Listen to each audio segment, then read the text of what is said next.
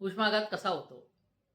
माणसाचे तापमान 37 अंश सेल्सिअस असते व तेवढे कायम ठेवणे दैनंदिन कामासाठी गरजेचे असते. तरच सर्व अवयव नीट काम करू शकतात. घामाच्या रूपाने पाणी बाहेर काढून शरीर 37 अंश सेल्सिअस तापमान कायम राखते. पाणी शरीरात इतर अधिक महत्त्वाचे कामही करत असते. जेव्हा शरीरातील पाण्याचा साठा कमी होतो त्यावेळी शरीर घामाच्या रूपाने पाणी बाहेर टाकणे बंद करते.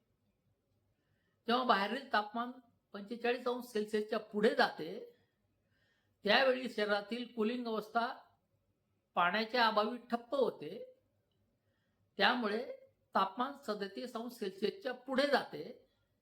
ते जेव्हा 42 अंश सेल्सिअसपर्यंत पोहोचते त्यावेळी रक्त तापू लागते. तेव्हा रक्तातील प्रोटीन्स अक्षरशः शिजू लागतात.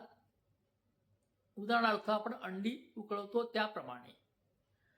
परिणामी स्नायू कडक होऊ लागतात आणि श्वास घेण्यासाठी लागणारे स्नायू निकामी होतात. रक्तातील पाणी कमी झाल्यामुळे रक्त घट्ट होऊ लागतं.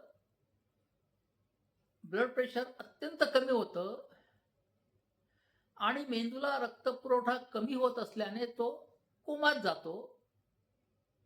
त्यामुळे माणसाचा मृत्यू ओढवतो. 56 अंश सेल्सिअस तापमानात माणूस मरतो. यालाच उष्माघात झाला असे म्हणतात.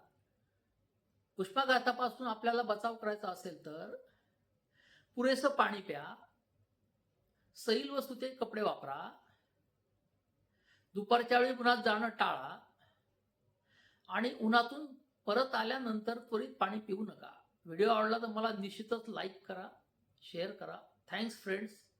पुन्हा भेटूया आपण नवीन विषयांसह.